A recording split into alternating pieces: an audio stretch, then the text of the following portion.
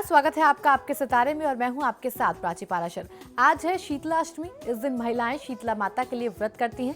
आज के दिन ठंडा खाना खाया जाता है, जो महिलाएं एक दिन पहले ही खाना बना लेती हैं।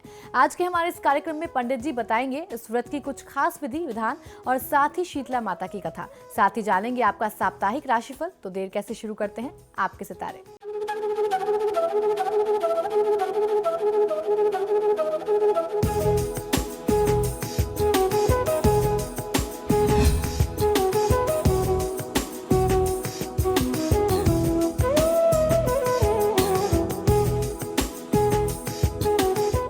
आपके सितारे में आप अपनी हर परेशानी का हल प्राप्त कर सकते हैं और अपने सवाल पूछ सकते हैं।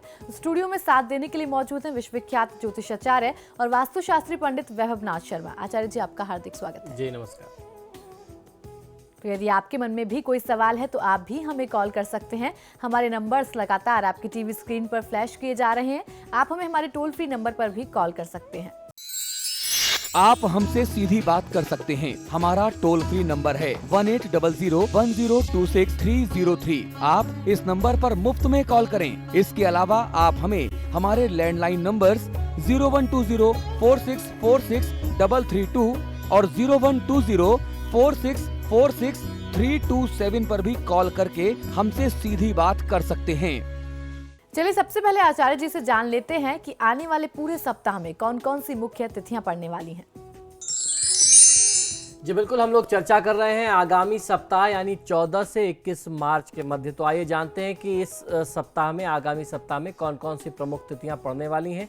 इस बार एकादशी की जो तिथि है वो 16 और 17 दोनों दिन यानी सोमवार और मंगलवार दोनों ही तिथि में एकादशी का मान किया जा रहा है। पापमोचनी एकादशी होगी 16 और 17 तारीख को। इसके बाद 18 मार्च बुधवार को प्रदोष का व्रत रखा जाएगा। 20 मार्च को शुक्रवार है जिस दिन अमावस्या की तिथि होगी और इसी दिन सूर्य ग्रहण भी लगेगा। 21 मार्च से चैत्र नवरात्रि आरंभ हो जाएगी। माँ दुर्गा की पूजा साधना का ये बहुत ही विशेष काल होता है। और इस बार जानकारी दे दूं कि इस बार नवरात्रि सिर्फ 8 दिन की रहने वाली है। तृतीया तिथि की क्षति हो रही है, हानि हो रही है। और इसी तिथि में यानी 21 मार्च से ही नव संवत 2072 आरंभ होगा, जिसे गुड़ी पड़वा और युगादि के नाम से हम जानते हैं। चलिए अब जान लेते हैं 12 राशियों का राशिफल, जिसमें बात करेंगे मेष राशि वाले जातकों का आने वाला सप्ताह कैसा रहने वाला है। मेष राशि वाले जातक लोगों के लिए आगामी सप्ताह अत्यधिक चिंता और भावनाओं के कारण शारीरिक और मानसिक रूप से आपको व्यग्रता और अस्वस्थता का अनुभव हो सकता है। सहकर्मियों से वाद विवाद तथा संघर्ष की स्थिति बनती दिखाई देती है। कोर्ट कचहरी के मामलों में सावधानी रखने की आवश्यकता है। आपके लिए वाणी और व्यवहार में संयम रखना आपको बहुत ज़्यादा आवश्यक होगा। आय की अपेक्षा खर्च अधिक होगा। गलतफहमी आपके अपने करीबी लोगों के बीच में आपके माध्यम से पैदा ना हो जाए, इस बात का ध्यान रखना चाहिए। तो जब भी आप बात करते हैं तो बहुत साफ सुथरी तरीके से नपातुला आपको संवाद रखना है। कोई ऐसी बात ना करें जिससे विवाद की स्थिति जन्म ले सके। इस पूरे सप्ताह को शुभ बनाने के लिए नित्य प्रति आपको 108 बार गायत्री मंत्र का जाप करना चाहिए और काले रंग के वस्त्रों के प्रयोग से आपको बचना है। चलिए अब जान लेते हैं वृषभ राशि वालों का सप्ताह कैसा रहेगा और सप्ताह को शुभ बनाने के लिए वो क्या उपाय करें। वृषभ राशि वाले जातक लोगों के लिए सप्ताह के पहले 3-4 दिन कुछ अधिक व्यस्तता वाले होने वाले हैं, ऐसा आप कह सकते हैं।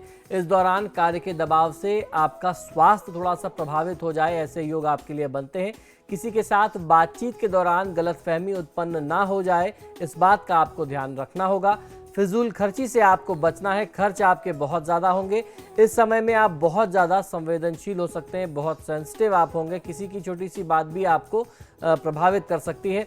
आपको आपको अपनी कोई प्रिय वस्तु किसी को देने से बचना चाहिए, क्योंकि उसके नुकसान होने, खोने या क्षति होने, गुम होने, चोरी होने की संभावना इस बार इस पूरे हफ्ते में आपके साथ बनती है। तो अपनी किसी भी बहुमूल्य वस्तु को जो आपको प्यारी है वो किसी को मत दीजिए। इस हफ्ते को शुभ बनाने के लिए नरसिंह स्तोत्र का पाठ करना आपके लिए सर्वोत्तम होगा और स्वास्थ्य संबंधी समस्याओं को आप अनदेखा बिल्कुल भी ना करें। चलिए अब जान लेते हैं मिथुन राशि वाले जातक अपने सप्ताह को शुभ बनाने के लिए क्या करें। मिथुन राशि वाले जातक लोगों के लिए स्वयं को सुरक्षित महसूस करने से कुछ मानसिक कष्टों में कमी आएगी। घर व संपत्ति आदि के विवादित मामले आपके सामने चुनौती बन करके आएंगे, किंतु शीघ्र ही उनका निदान हो जाएगा। सामाजिक क्षेत्र में सक्रिय लोगों की लोकप्रियता में कुछ कमी आएगी। महिलाएं धन से संबंधित मामलों में थोड़ा सा सावधानी बरतें। अधिवक्ता वर्ग से जुड़े लोगों के लिए यह सप्ताह शुभ कहा जा सकता है। इस हफ्ते को शुभ बनाने के लिए ऋणमोचक गणपति स्तोत्र का पाठ कर लेना आपके लिए सर्वोत्तम होगा। क्रोध करने से बचें तो आपके लिए ज्यादा उत्तम है।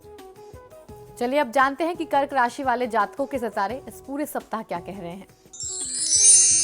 कर्क राशि वाले जातक लोगों के लिए इस सप्ताह आप संयम धारण करें। मन में कुछ तनाव चंचलता की स्थिति रहने वाली है। इस सप्ताह आपके व्यवहार से कुछ लोग आपको स्वार्थी भी समझ सकते हैं। हालांकि उनकी बात सिरे से गलत है, लेकिन फिर भी आप लोगों को अपने पक्ष में करने के लिए कुछ प्रयास करेंगे तो आपके लिए अच्छा रहेगा, आपके हित में रहेगा। अपनी व्यावहारिकता के कारण आप करियर और मैनेजमेंट के मामलों में बहुत सफल रह सकते हैं। इस हफ्ते को शुभ बनाने के लिए भगवान शिव की पूजा उपासना आपके लिए सर्वोत्तम होगी और ऐसा कोई भी कार्य ना करें जिससे किसी के हृदय को, किसी की भावना को ठेस पहुंचे। चलिए अब जान लेते हैं कि सिंह राशि वाले अपने सप्ताह को अच्छा व्यतीत करने के लिए क्या उपाय करें। सिंह राशि वाले जातक लोगों के लिए खासतौर पर सबसे पहले बात करते हैं विद्यार्थी वर्ग के लिए, छात्र वर्ग के लिए। विद्यार्थी वर्ग के लिए यह समय मध्यम से अच्छा कहा जा सकता है। जमीन जायदाद से संबंधित दस्तावेज पूर्ण करने के लिए यह समय बहुत अनुकूल आपके पक्ष में नहीं दिखाई देता है। मानसिक अस्वस्थता और बेचैनी इस हफ्ते में आपको बहुत ज्यादा रहने वाली है। सप्ताह के अंतिम 2 दिन आपके लिए अच्छे हैं। सभी दिन बुरे नहीं होते। अंतिम 2 दिनों में आपको इस बात का अनुभव हो जाएगा। शुरुआत के 3-4 दिन नुकसानदायक हो सकते हैं, लेकिन लास्ट के 2 दिनों में आपको फायदा मिलेगा तो आप इस बात का अनुभव करेंगे। परोपकार के कार्यों से आपको मानसिक संतोष और खुशी प्राप्त होगी। इस हफ्ते को शुभ बनाने के लिए श्री कृष्ण की पूजा आराधना आपको सर्वोत्तम लाभ दे सकती है, तो आपको ओम क्लीं कृष्णाय नमः मंत्र का नियमित 108 बार जाप करना चाहिए। बहुत विचलित होकर के कोई काम न करें। जितनी जल्दीबाजी में, विचलता में काम करेंगे उतना काम खराब होने की संभावना बढ़ेगी। और अब जानते हैं कि कन्या राशि वालों का ये पूरा सप्ताह कैसा रहने वाला है। कन्या राशि वाले जातक लोगों के लिए समय के साथ साथ आपकी जीवन शैली में भी परिवर्तन दृष्टिगोचर होगा। काफी समय से जिन सूचनाओं का आपको इंतजार था वे शीघ्र ही प्राप्त होंगी। नए लोगों को रोजी रोजगार के अवसर उपलब्ध होंगे। नए लोगों से भेंट मुलाकात होगी जिससे आपके लिए विकास के द्वार और खुलेंगे। बैंक में आपके कर्ज के प्रस्ताव को, जो आपने अपना लोन का एग्रीमेंट एक एप्लीकेशन डाल रखी थी, उस प्रस्ताव को मंजूरी मिल सकती है। महिलाएं अनुशासन व समय का विशेष ध्यान रखें। साहित्य कला के क्षेत्र से जुड़े हुए लोगों के लिए यह सप्ताह ठीक कहा जा सकता है। इस हफ्ते को शुभ बनाने के लिए आपको आदित्य हृदय स्तोत्र का पाठ करना चाहिए। सूर्यदेव को यदि आप अर्घ देते हैं नित्य प्रति तांबे के पात्र से तो आपके पक्ष में होगा।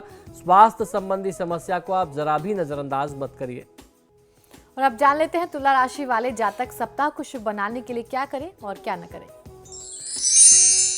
तुला राशि वाले जातक लोगों के लिए इस सप्ताह आपके आसपास के सारे लोग आपकी बात, व्यवहार अथवा विचार से प्रभावित रहने वाले हैं। बेहतर रहेगा कि कोई भी बात कहते समय थोड़ा सा सोच विचार कर लें। घर परिवार में स्थिति थोड़ी तनावपूर्ण रह सकती है।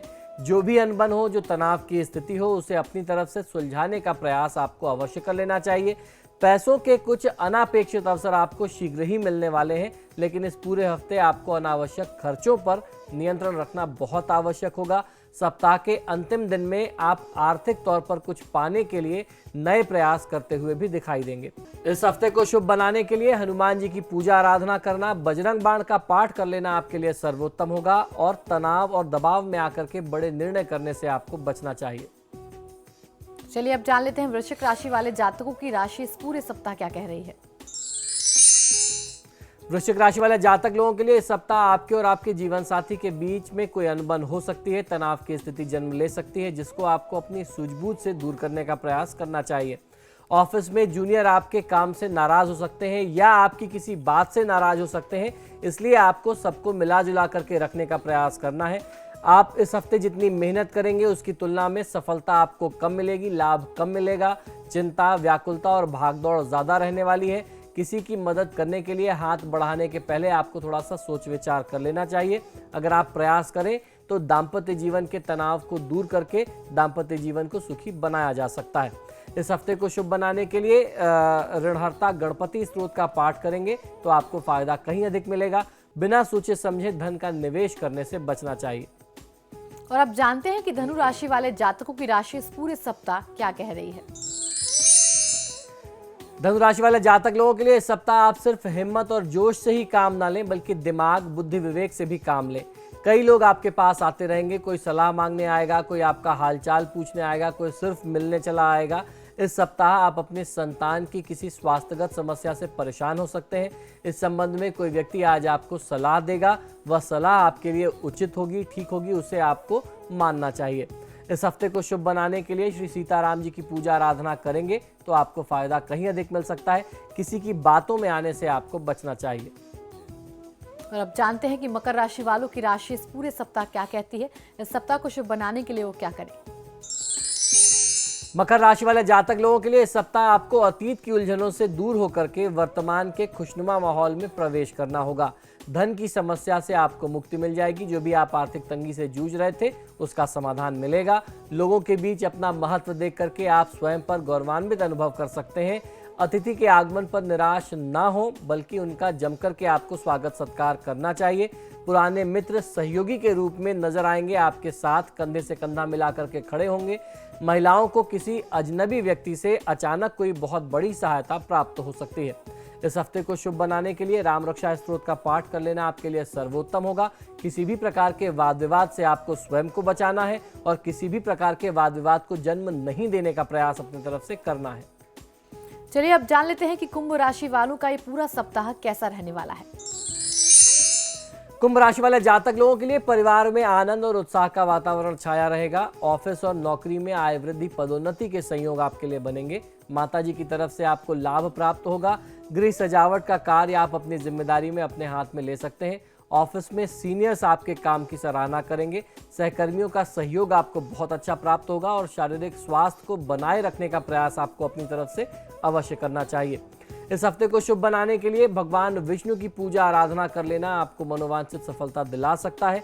किसी भी परिस्थिति में गुरुजनों अथवा वरिष्ठजनों का अपमान आप न करें, ऐसा आपको व्यवहार रखना चाहिए। चलिए अब जानते हैं कि मीन राशि वाले इस पूरे सप्ताह क्या करें और क्या ना करें। मीन राशि वाले जातक लोगों के लिए इस सप्ताह बहुत ज्यादा दुविधाग्रस्त होंगे। बड़े निर्णय लेने में असमर्थ हो सकते हैं, किंतु आपको अच्छी तरीके से पता है कि आपको क्या करना आपके लिए, आपके हित में, आपके पक्ष में है।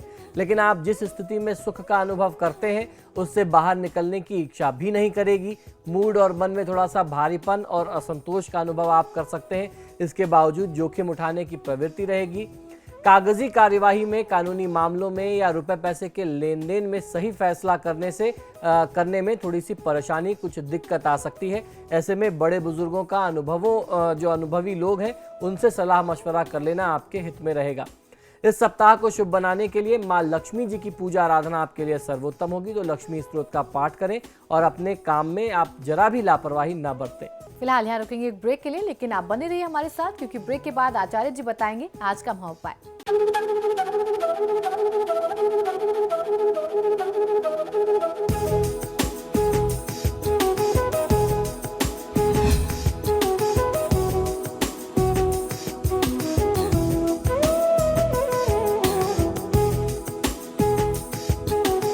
ब्रेक के बाद आपका स्वागत है। चलिए अब जानते हैं कि क्या है आज का महाउपाय। जी बिल्कुल, आज का महाउपाय बहुत ही विशेष है क्योंकि आज शीतलाष्टमी है। परिवार की रोगों से रक्षा करता है शीतलाष्टमी व्रत, और कहते हैं कि स्वच्छता और स्वास्थ्य की देवी शीतला माता बहुत विशेष कृपा करती हैं उन पर जो आज की तिथि में माता की पूजा आराधना करते हैं। शीतला अष्टमी चैत्र मास के कृष्ण पक्ष की अष्टमी तिथि को मनाई जाती है। इसमें शीतला माता का व्रत और पूजन करने का विधान हमारे धर्मशास्त्रों में प्राप्त होता है। शीतला अष्टमी का व्रत करने से व्यक्ति के सारे परिवार में दाह, ज्वर, पीत ज्वर, दुर्गंध से युक्त जो फोड़े होते हैं, आंख से संबंधित किसी भी प्रकार के रोग और दोष हों, उनसे मुक्ति मिलती है। माता की फुंसियां जो स्मॉल पॉक्स या चिकन पॉक्स, जिसे बड़ी माता या छोटी माता कहते हैं, तो उस प्रकार की माता की जो फुंसियों के निशान होते हैं तथा शीतला जनित जो भी सारे दोष होते हैं उनसे मुक्ति मिल जाती है, वो ठीक हो जाते हैं। हमारे ऋषि मुनियों ने पूजा उपासना के जितने भी प्रावधान बनाए हैं वे लोक कल्याण के लिए ही बनाए गए हैं। हर देवी देवता किसी न किसी मानवीय गुण और शक्ति का प्रतीक है और उसी का अनुकरण करने के लिए हम उनको पूजते हैं, या यूं कहा जाए कि उसी का अनुकरण करने के लिए वे पूजे जाते हैं। उन्हीं में से एक है साफ सफाई की प्रतीक, आरोग्यता की देवी शीतला माता। ये देवी शीतलता अर्थात ज्वर, ताप या अग्नि उत्पन्न करने वाले रोगों से मुक्ति के उपाय बताती हैं।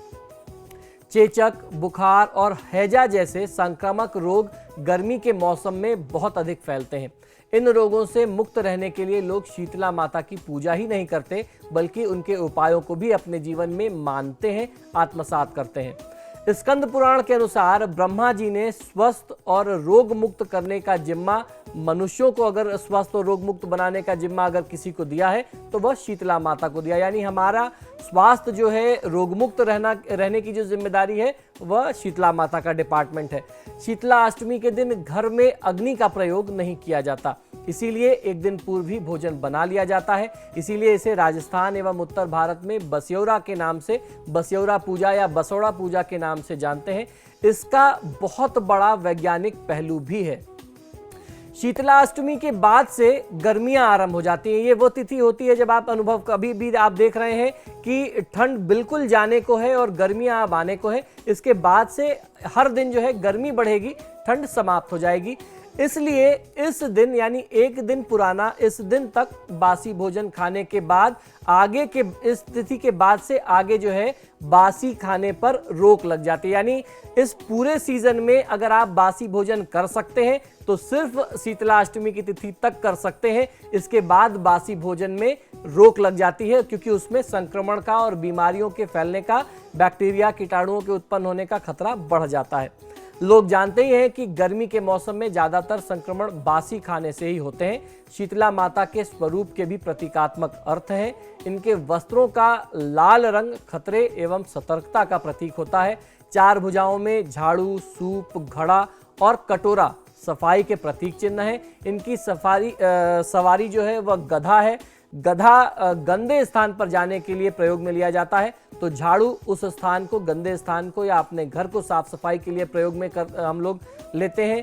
सूप अन्न में से, भोजन में से कंकड़ पत्थर को अलग करने के लिए है। तो गंगा जल किसी भी इस स्थान को या आपके घर को या जिस स्थान पर आप साफ सफाई करते हैं उस स्थान को विषाणु मुक्त करने के लिए प्रयोग में लिया जाता है। माता इन प्रतीक चिन्हों से पर्यावरण को शुद्ध करके विषाणुओं से बचने का संदेश देती हैं।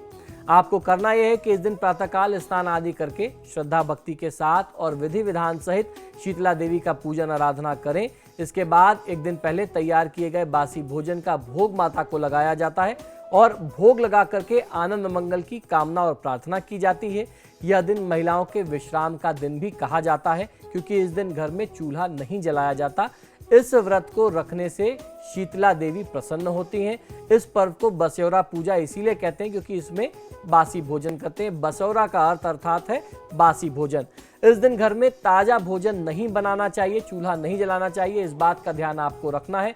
तो इसी लिहाज से एक दिन पहले ही भोजन बना करके रख देते हैं। फिर दूसरे दिन प्रातःकाल महिलाओं द्वारा शीतला माता का पूजन करने के बाद घर के सब व्यक्ति बासी भोजन को ही ग्रहण करते हैं। जिस घर में चेचक से कोई व्यक्ति बीमार हो उसे इस व्रत को नहीं करना चाहिए, ऐसा हमारे धर्मशास्त्रों का मत है। आइए जानते हैं कि शीतला अष्टमी के पीछे शीतला माता से जुड़ी हुई कौन सी लोक कथा प्रचलित है। लोक किंवदंतियों के अनुसार बस्योरा की पूजा माता शीतला को प्रसन्न करने के लिए की जाती है। कहते हैं कि एक बार किसी गांव में गांववासी शीतला माता की पूजा अर्चना कर रहे थे, तो माता को गांववासियों ने गरिष्ठ भोजन का प्रसाद भोग स्वरूप चढ़ा दिया। शीतलता की प्रतिमूर्ति मां भवानी का गर्म भोजन से मुख जल गया, तो वे रुष्ट हो उठी, यानी नाराज हो गई और उन्होंने कोप दृष्टि से संपूर्ण गांव को आग से जला दिया। केवल एक वृद्ध महिला थी, एक बुढ़िया का घर सुरक्षित बच गया उस अग्नि के चलते। गांव वालों ने जाकर के उस बुढ़िया से घर न जलने के बारे में पूछा, तो बुढ़िया ने मां शीतला को गरिष्ठ भोजन खिलाने वाली बात कही और कहा कि उन्होंने रात को ही भोजन बना करके माता को भोग में ठंडा और बासी भोजन खिलाया, जिससे मां ने प्रसन्न होकर के बुढ़िया का घर जलने से बचा लिया। बुढ़िया की बात सुनकर के गांव वालों ने माता से क्षमा मांगी और रंग पंचमी के बाद आने वाली सप्तमी के दिन उन्हें बासी भोजन खिला करके उन्होंने माता का बस्योरा पूजन किया और माता को प्रसन्न किया। शीतला स्तोत्र में शीतला माता का जो स्वरूप बताया गया है वह माता यानी चेचक के रोगी के लिए बहुत मददगार सिद्ध होता है। इसमें कहा गया है कि शीतला दिगंबरा हैं, गदर पर सवार रहती हैं, सूप यानी छाछ, झाड़ यानी मार्जनी और नीम के पत्तों से अलंकृत है और हाथ में शीतल जलघट उठाए हुए हैं। आमतौर में शीतला रोग यानी चेचक के रोग के आक्रमण के समय रोगी दाह से निरंतर पीड़ित रहता है। उसके शरीर में, स्किन में लगातार अंदर से जलन होती रहती है, अतः इसे शीतलता की बहुत ज्यादा आवश्यकता होती है। साफ सफाई के काम आने वाली वस्तुएं जैसे झाड़ लगाने से रोग में वृद्धि होती है, अतः इन कार्यों को इस तिथि में बिल्कुल भी नहीं करना चाहिए। केवल सूप और झाड़ रोगी के पास रख देना चाहिए। नीम के पत्तों के गुणकारी प्रभाव से शीतला माता के फोड़े सड़ते नहीं हैं और जलघट भी उसके पास रखना बहुत आवश्यक होता है। इस व्रत में रसोई की दीवार पर हाथ की 5 उंगलियों से लगा करके घी का एक निशान लगाया जाता है, घी से उंगलियां बनाई जाती हैं। इस पर रोली तथा चावल लगा करके देवी माता के गीत गाए जाते हैं। इसके साथ शीतला स्तोत्र तथा उनकी कहानी जो भी स्थिति की है, जो मैंने आपको सुनाई, वो कहानी कही और सुनी जाती है। रात में वहां दीपक यानी ज्योत भी जलाया जाता है। एक थाली में बासी भोजन रख करके परिवार के सारे सदस्यों का हाथ लगा करके सीता माता के मंदिर में चढ़ा करके आते हैं और अपने घर में भी भोग लगाते हैं। हिंदू व्रतों में केवल शीतला अष्टमी का एक ऐसा व्रत है जिसमें बासी भोजन एक तो भोग भी लगाया जाता है और किया भी जाता है। इसका विस्तृत उल्लेख हमारे पुराणों और धर्मशास्त्रों में हमें प्राप्त होता है। शीतला माता का मंदिर वट वृक्ष के समीप ही होता है। शीतला माता के पूजन के बाद वट वृक्ष का भी पूजन किया जाना चाहिए। प्राचीन मान्यता है कि जिस घर की महिलाएं शुद्ध मन से इस व्रत को पूर्ण रूप से पालन करती हैं, उस परिवार को शीतला देवी धन धान्य से परिपूर्ण करके प्राकृतिक विपदाओं से भी सुरक्षित रखती हैं, आपके परिवार से विपदाओं को दूर रखती हैं। इस दिन घर के आसपास जो भी चौराहे हैं, चौराहे पर जल डाल करके पूजन करना चाहिए। फिर बयाना निकाल करके इस पर कुछ रुपए रख करके अपनी सास जी के चरण स्पर्श करके उन्हें आप दे दें। उसके उपरांत किसी वृद्ध महिला को भोजन करा करके दक्षिणा दे करके आपको आशीर्वाद लेकर के उन्हें विदा करना चाहिए। इस व्रत का महात्म क्या है हमारे धर्मशास्त्रों में, हमारे धर्मशास्त्र क्या वर्णन करते हैं, ये भी जान लेते हैं। भारतीय सनातन परंपरा के अनुसार महिलाएं और बच्चों की सलामती, आरोग्यता व घर में सुख शांति के लिए रंग पंचमी से अष्टमी तक मां शीतला को बसौड़ा बना करके पूजा इत्यादि करती हैं।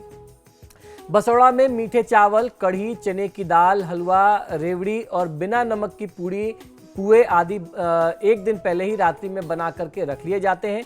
तत्पश्चात सुबह घर व मंदिर में माता की पूजा अर्चना करके महिलाएं शीतला माता को बसौड़ा का प्रसाद चढ़ाती हैं, भोग अर्पित करती हैं।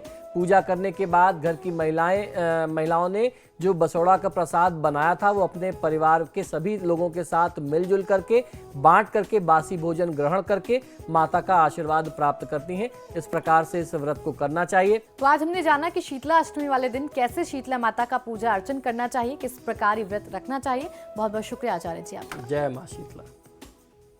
फिलहाल आपके सितारे में इतना ही। आप देखते रहिए समाचार प्लस।